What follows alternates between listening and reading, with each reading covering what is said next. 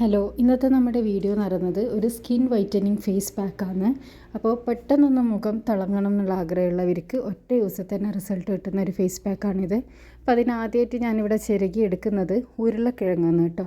ഒരു മീഡിയം സൈസുള്ള ഉരുളക്കിഴങ്ങ് തൊലിയെല്ലാം കളഞ്ഞ് കഴുകി വൃത്തിയാക്കിയതിന് ശേഷം ഇതേപോലെ ഒന്ന് ചിരകി എടുക്കുക. ഇതേപോലത്തെ സ്ക്രാപ്പർ ഇല്ലയെന്നുണ്ടെങ്കിൽ നിങ്ങളടുത്ത് മിക്സിയുടെ ജാറിൽ ചെറിയ പീസസ് ആയിട്ട് കട്ട് ചെയ്തിട്ടതിന് ശേഷം ഒട്ടും തന്നെ വെള്ളം ഇല്ലാണ്ടൊന്ന് അടിച്ചെടുക്കുക. എന്നിട്ട് ഒരു അരിപ്പയിൽ കൂടെ ഇതിൻ്റെ നീരൊന്ന് പിഴിഞ്ഞെടുത്താലും മതി. പക്ഷേ നമുക്ക് നല്ല പെർഫെക്റ്റായിട്ട് നീര് കിട്ടണമെന്നുണ്ടെങ്കിൽ ഇതുപോലൊന്ന് സ്ക്രാപ്പ് ചെയ്തെടുക്കണം കേട്ടോ. അപ്പോൾ ഞാനിതൊന്ന് സ്ക്രാപ്പ് ചെയ്തെടുത്തിട്ടുണ്ട്. ഇനി നമുക്കിതൊന്ന് ജസ്റ്റ് ഇങ്ങനെ ഒന്ന് പ്രസ് ചെയ്യുന്ന സമയത്ത് അതിൻ്റെ നീര് കണ്ടോ നല്ല അടിപൊളിയായിട്ട് കിട്ടും. അപ്പോൾ ഇതിൻ്റെ നീര് നമ്മളെടുത്ത് വെച്ചതിന് ശേഷം ഇതൊന്ന് മാറ്റി വെക്കുക. ഉരുളക്കിഴങ്ങിൻ്റെ ആ ഒരു നീരാണ് നമുക്ക് വേണ്ടത്. സ്കിൻ വൈറ്റനിങ്ങിന് ഏറ്റവും കൂടുതൽ സഹായിക്കുന്ന ഒരു സാധനമാണ് കേട്ടോ ഈ പൊട്ടാറ്റോ ജ്യൂസ്. പിന്നെ ഞാൻ ആഡ് ചെയ്ത് കൊടുത്തിട്ടുള്ളത് ഗോതമ്പിൻ്റെ മാവാണ്. 1 ടേബിൾ സ്പൂണോളം ഗോതമ്പിൻ്റെ മാവ് ആഡ് ചെയ്ത് കൊടുക്കുക.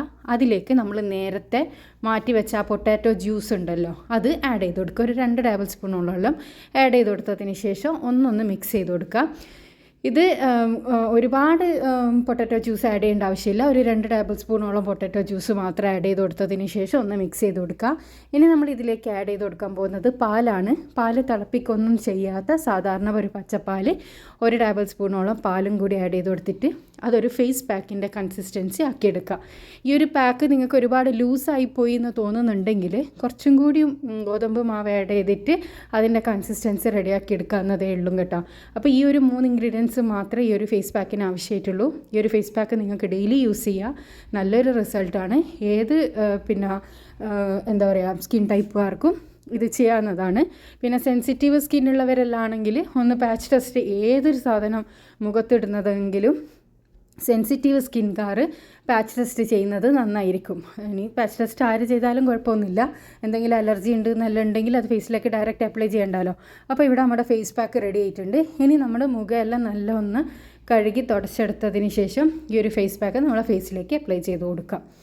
പിന്നെ ഈ പൊട്ടാറ്റോ ജ്യൂസിന് പകരം നിങ്ങൾക്ക് തക്കാളീൻ്റെ ജ്യൂസ് വേണമെങ്കിലും എടുക്കുക കേട്ടോ. തക്കാളി ഇതേപോലെ തന്നെ ഒന്ന് ഒട്ടും വെള്ളമൊന്നും ഇല്ലാണ്ട് അതിൻ്റെ ജ്യൂസ് മാത്രം എടുക്കുക. അതിനുശേഷം ഇതേപോലെ ഒന്ന് ചെയ്തെടുത്താലും മതി. പൊട്ടാറ്റോക്ക് പകരം തക്കാളിയും എടുക്കുക കേട്ടോ. അപ്പോൾ ഞാനിത് അപ്ലൈ ചെയ്ത് കൊടുത്തിട്ടുണ്ട്. ഇനി സമയമുണ്ട് എന്നുള്ളവർ നല്ലോണം ഡ്രൈ ആകുന്നത് വരെ വെയിറ്റ് ചെയ്യുക. അല്ലാത്തവർ ഒരു 20 മിനിറ്റിന് ശേഷം ഒരു 20-25 മിനിറ്റിന് ശേഷം ഇത് നമ്മുടെ സാധാരണ വെള്ളത്തിലൊന്ന് കഴുകിക്കളഞ്ഞാൽ മാത്രം മതി. കഴുകിയെടുക്കുന്ന സമയത്ത് ജസ്റ്റ് ഒരു ചെറിയ മസാജ് കൊടുത്തിട്ട് കഴുകിയെടുക്കുക എന്നാണെങ്കിൽ നല്ല റിസൾട്ടായിരിക്കും.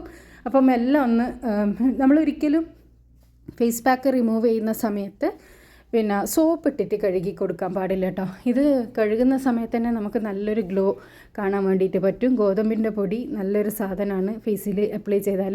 പിന്നെ ഗോതമ്പിൻ്റെ പൊടി പിന്നെ അപ്ലൈ ചെയ്യുന്നവർ ഭയങ്കരമായിട്ട് ഡ്രൈ ആവാൻ വേണ്ടിയിട്ട് കാത്തു നിൽക്കരുത് കേട്ടോ.